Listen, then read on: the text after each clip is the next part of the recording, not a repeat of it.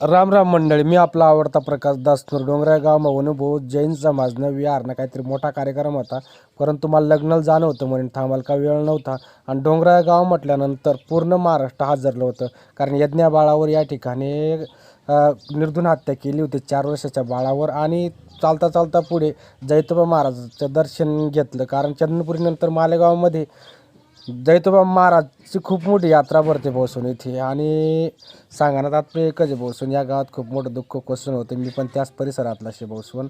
चालता चालता डोंगराला आजनाळ पोचलो. इथे अकॅडमी आहे भोसून, पोलीस शासन प्रशिक्षण दिलं जास. आणि आजनाळ गाव म्हटलं की लावऱ्या एक नंबर काल टेस्टी. आणि चालता चालता सडगाव बिडणं बोन सुटणार आणि नवरदिनी एंट्री वहिनी सावत ना पिक्चर नागत. मग काय ते गार्डन, ते बैल, आणि मग काय मग ते वराड आणि तो बँड, जसा काय असं सावत नाही रोज एंट्री करत सडगावमा.